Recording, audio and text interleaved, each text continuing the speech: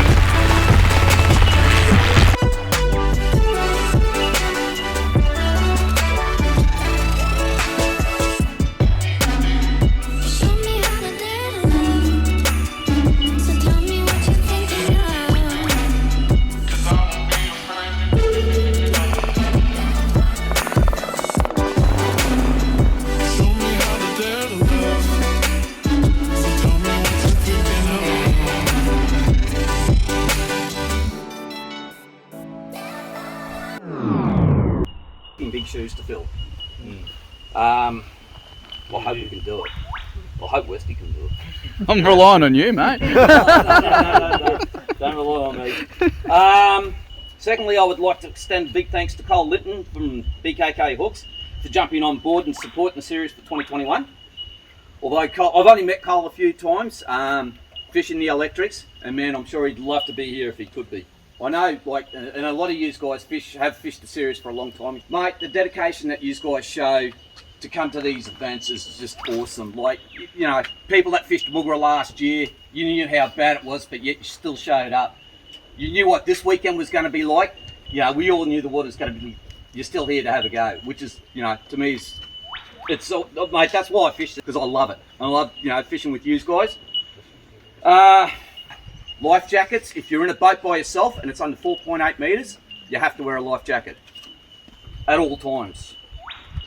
Right, the rules, most of you know the rules, but I will go through them again. Trophies are awarded to first place, badges awarded to top 10, and prize pack for big bass. Anglers may fish any line class with spin, bait caster or fly fishing tackle. Lure and fly casting only, trolling is not permitted, or bait fishing. Fishing is not permitted in defined non-boating areas, so if anybody's thinking about going down to the wall, you cannot fish over the buoy line. You can't sit outside and cast over the buoy line. Australian bass only for points. Fish must be caught during the designated hours and kept alive in a functioning 60 litre live well. Anglers, more so for you guys in the kayaks and whatnot, you cannot go upstream and then start pulling your yaks up over rocks and stuff like that. If the boats can't get up there, you can't go up there. If only two anglers are fishing out of the one boat and decide to combine their catch to favour one angler or the other, they will be disqualified. This is not a team's event. Boats should remain 30 metres apart at all times. Fish that's smaller than 300 millimetres to the fore will be ineligible for weigh-in. That might be, yeah, There's going to be some few small fish put in this weekend, I can assure you. The keyboard is there, so if anybody wants to come in early, just put your key tag on the board. Anybody that's late will incur a 50 gram point per minute, and if you're more than 15 minutes late, your catch will be disqualified. Anybody got any other questions? We all good to go? Good luck to everybody, and please bring me some fish to weigh in because, yeah, I want to weigh some fish in. Alrighty, time for a bit of a voiceover. That was a bit of the briefing that we get at the beginning of every Bass Electric tournament. As you can see on the screen now, I'm squatting down, looking at where I'm going, but I'm also steering the Ghost electric motor as well through the sounder. It has a feature where you can control it on the actual screen. So I'm just doing that. I'm looking around, keeping an eye on the time, on how long it's taking me to get to that particular spot, so I know how long it's going to take me to get back. At this point in time, I'm always super keen. I just want to get that first cast away and get into the swing of things. That's probably about a 20-minute run to where I'm going there, and you're just standing there wanting to cast, and I was going quite quick for electric speeds. I was doing about 9 k's an hour, which is pretty good for a Bass Electric.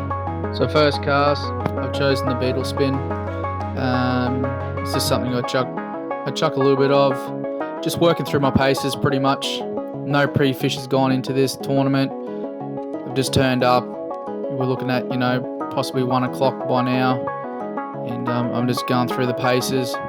Just casting tight to the spindly timber that's there, and then the other lily pads that I can see as well. As you see here, I'm constantly looking at the sounder closely. The active target's picking up fish in front of me on scout mode. I'm just watching them to see how big they are. I'm trying to judge how big they are and what they're doing. If they're moving or staying still. While doing that, while casting towards the bank. Sort of doing 2 things at once here.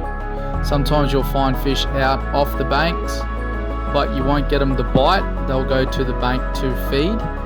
But it's always a good idea to keep your eye on the sounder as well as casting to where you think the fish are going to be feeding. So here I am, I'm punching some hyacinth and some of the weed that's just sitting on top of the surface. So it's a 1 ounce Texas bullet weight with a trailer hook rigged weedless, so it's like a shrimp or yabby imitation. And in this section here I found hyacinth sort of stacked up against the bank here with a little bit of structure around it, so definitely a good place for fish to be hiding. Unfortunately this technique didn't work for me this weekend, but hey, you got to try these things. It'd be pretty cool if I got a big kick of fish out of it doing this. It has worked for me in other lakes with rubber skirted jigs, but this time I just wanted to try punching with a heavier weight as it was thick cover that I was trying to get through, and I was going with the theory that there is a bit of current in the lake. It's going over the dam wall and the current's coming towards me, towards the nose of the boat, and there's an indentation of this bank, so as you can see the hyacinth sitting here, so it's like a little bit of a low current area or a little eddy, even though it's such a small amount of current in it, but still it's a place where things are in still water, so it was worth me trying it and just going through the paces and not wasting too much time doing this. So here I am now in the middle section of that part. I've switched sides, just not feeling that side. So I've come into the middle here. As you can see, there's some submerged bushes, and I'm just pitching a rubber skirted jig with a crabbit trailer into the center of these things. Trying to work on this back side of each shrub, just because of, like I had spoken before in regards to the current, just the theory going with it, but you've got to try these things out. So I'm just throwing it into the center of that, giving it a few little twitches, and then just working to the next one, throwing it into the center of it, and just letting it hit the bottom there, and then just shaking the rod tip just a little bit, just to hop it off the bottom, and then I'll wind it up a little bit and I'll twitch it as I go up the snag as well. You just never know if there's any fish hanging on these things. It's worth a try It only takes a couple of minutes out of your time to do it, and it's well worth doing it because you can get that kicker fish out of there. Here's a last shrub here, pitching it in there, just letting it hit the bottom, clicking into gear, and just lifting and shaking that rod tip just to see if there's anything in there. Just lifting and shaking, just to try and imitate a bit of a crayfish or something, just cruising around there. Just picking it apart, just looking for the thicker parts of the bush, trying to get them down the actual branch itself to the base. Something where a fish would sit behind or just chill out. But as you can see, these shrubs did no good for me. I didn't see any fish on them, and I didn't get any bites on it. So I moved on. No matter how many rods you have on the deck, as you've pre-rigged them, going into the tournament thinking what you want to throw, there's always that, what should I be throwing? Maybe I should throw this now. Maybe I should try it. Well, I'm a big believer, if you've thought about it twice, just do it. It's like a gut feeling. Go with your gut. Go with your thoughts. So here I am, pulling out the jig head box and pulling out a 1/6 jig head. And this is where I pair it up with the gulp minnow and pumpkin seed. It's worked here before several times. At this stage of the session, I've got my groove. I'm in the zone and I'm slowing things down. So now's a great time for me to try that technique of that finesse plastic. So I'm working down this bank, and like most of these banks here, there's lots of underwater structure. So here I am snagged up again. Plenty of snags in the first part of this session. You just got to try and stay cool, like I've mentioned before, and try not to get too rattled, because it will change your mental state, and yeah, the session will just, not go your way at all. So as you go into these things, go in nice and slow, and just have a good look around. Have a look what's up on the edges. There's lily pads there, you can see there's bits of weed and other stuff that's there, but I noticed every time I was casting up against this particular bank, you would see bait flicking, whether it's like shrimp flicking or just little bait fish flicking guppies and stuff, and it just seemed to have a lot of life. And going in and getting your lure out a lot of the times, I noticed that there was nice weed growing on this edge. So you go in, you grab your lure off and just send a long cast parallel to the bank and just keep casting away, just looking for little indentations, lily pads, anything you can see a little standing up, bit of timber, and I'm just super slow winding. Every time I hit something like that, I just give it a bit of a twitch up, try and bounce it over, because half the time you twitch it out of that little bit of structure and the bass will come out and hit it. It's a bit of a reaction. So when casting around, it always pays to have a look around, glance around, have a look at the water. As you can see here, there's little bits of bait flicking, like guppies flicking and stuff like that in this little area just before I hook up to another snag there. But that shows me that there's a sign of life in the area that I'm fishing, and there's food source for the bass. So seeing that all the time is confidence that you're in the right area, and it's just a matter of time of just keep casting and picking the area apart and trying to work out what they're wanting to eat and where they're actually sitting or staging up to eat. So this is a little bit further down that same stretch of bank. Just casting towards the lily pads. See there, as it starts to get a little bit overcast, little things like that can just turn on a bite. So it's definitely, you've got to be focused at all times. Any little dip in the light, cloud goes over, anything like that. Wind changes, wind picks up, wind stops, wind slows down. Just stuff like that. You just make sure you're 100% focused, because it could equal a bite and it could happen that quick that you may miss it. So just pick up on little things like that. In this film, in this little part here, that didn't happen, but still you need to be ready for those kind of things. So I'm fishing up the top end of the lake near where it thins out into the creek. I'm fishing this bank here. It's on the left hand side going up. just isolated lily pads and also banks that have got a little bit of weed on it. I noticed that in the shallow hard up against the edge there was some weed, and also underwater shrubs, because as the water's gone up the shrubs have submerged now. So I'm skip casting underneath this tree. The cast before I snagged up, and I wanted to get another cast in there. Cast wasn't the best, but it got up underneath and hit the bank, and that's where you need to be. You'll see here the fish grabs the lure, which is the plastic, and runs straight out with it. You didn't really feel too much of a hit. It was just a tap, and that was it, inhaling, and then you just sort of kept winding, and then you wound into the actual fish itself, and it was taking off. That's how the bite sort of came across that I found. This fish ended up being a legal size. If I remember correctly, it was about 33 centimetres to the fork. As I hear fumbling for the net, something you don't really want to do, I'd advise to make sure you got your net out. I didn't even slide the pole out correctly on the net here. So I was probably about 2.5 hours into the session. It took me a while to get into the groove. It's been a while since we've had tournaments. So I was happy to see that fish hit the deck, that's for sure. We'll find here that the jig head itself is quite deep down the bass's mouth. As they inhale it and swimming out with it, it feels very natural. The gulp minnow, curly tail grub, they seem to hold on to a lot longer. I don't have any problems with it, like tapping it and not hooking up. They seem to just put it in their mouth and they just swim off with it. It's a great technique. The water is quite dirty. I've used a pumpkin seed colour. It's worked in the past. This is the second time I've done a bass electric tournament in like flooded to dirty water. Don't ask me how they hone in on it, but they seem to really like it. Here I'm getting the live well prepped up. I get a little bit of an airlock sometimes in my live well, so I've actually got to prime it.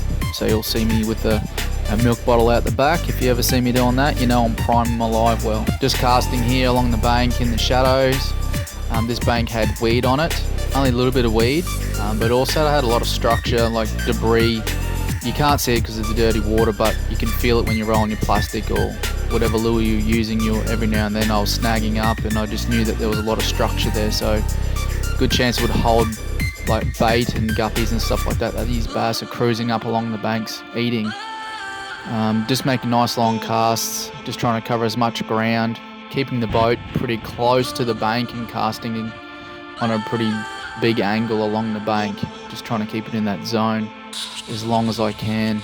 On the sounder I did find that there was fish holding out off the bank, but they were cruising along, they weren't sitting in one spot. So I'm just keep casting. You can see the rod hit the odd snag here and there. I just really concentrated on this area intensely. Just here casting again, hard up against the bank, looking for that bit of weed in that structure. As you can see, the plastic just bumped over. You just see them slowly winding here, and then hit another little bit, and then yep, that's it, I'm on. So that little bump that you see is just it tapping the lure, which is inhaling it, and they just run straight out. So you've just got to be straight on the wind, pick up any slack that you do have, just to make sure that the hook is set.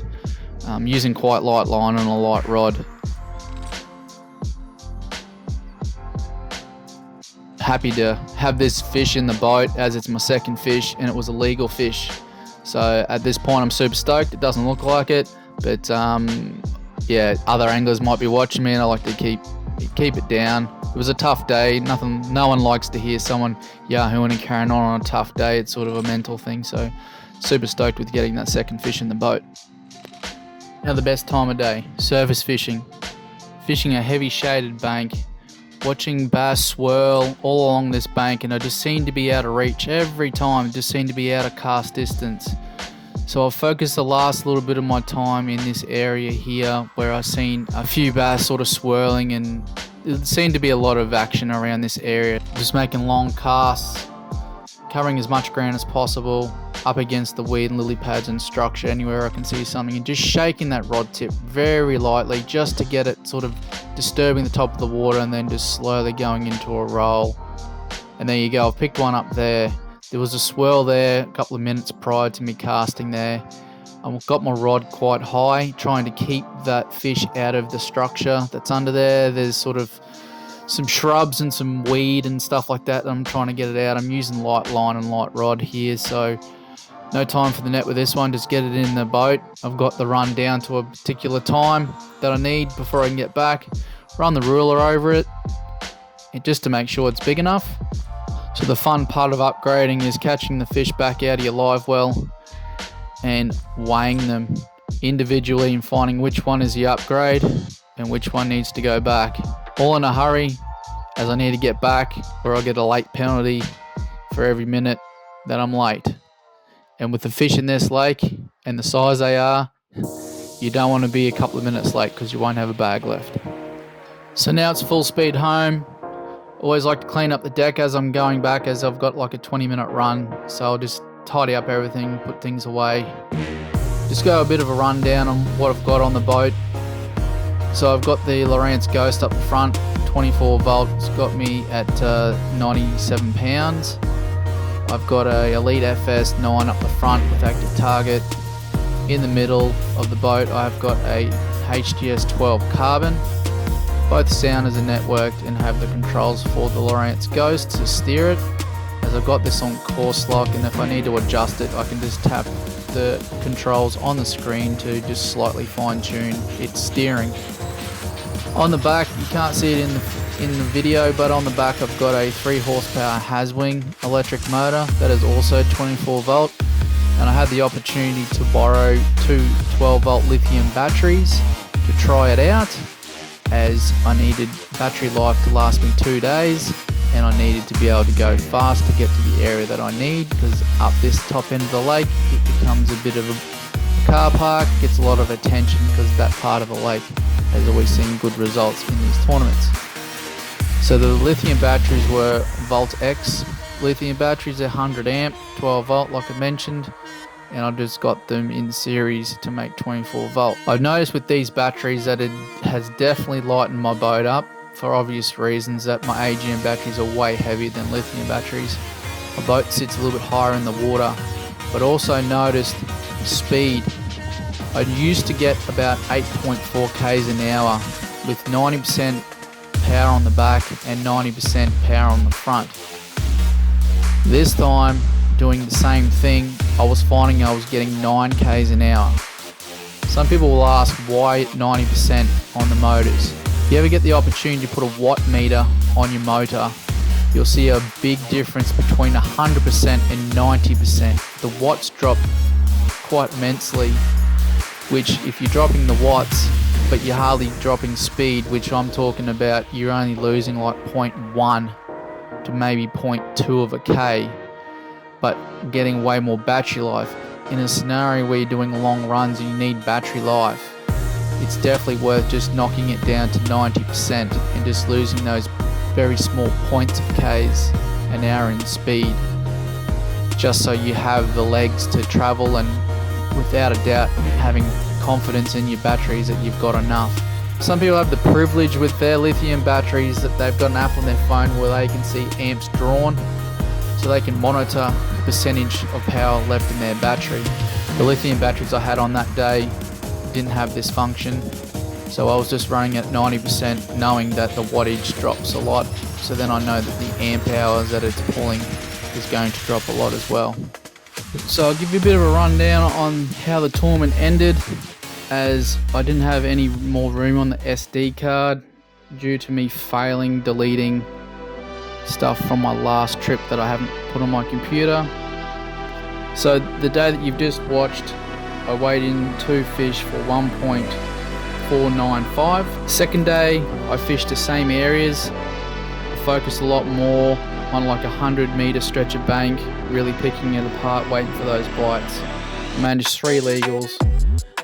Obviously you just take the 2 biggest ones for that day, and my bag for the second session, which was on the second day, was 1.655. So that gave me a total of 3.15 kilos. The winner, Pete, he managed to get 4 out of 4 fish, and he weighed 3.4 kilos. So I was 250 grams behind the leader, but I was a little bit more than 600 grams in front of third place. So they all just came on the same lure. except for that last one that you've seen on the cicada, which was an upgrade.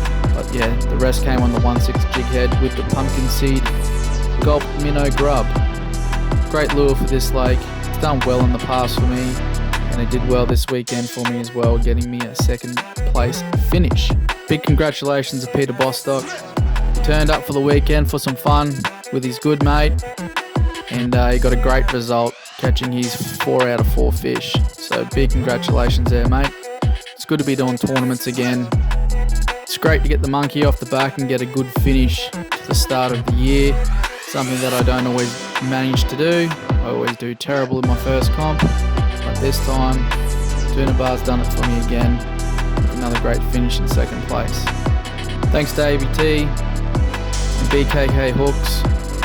ABT for obviously organising these events, BKK Hooks for sponsoring the series. Without a leading sponsor, these series wouldn't happen. And thanks to Adrian Wilson for running the event. Well run. It was good fun by all. Even though it was a tough weekend's fish, we knew it was going to be tough. We knew the watercolour was going to be dirty. But for the guys that turned up, big shout out to you guys for turning up and having a crack. The fish were biting.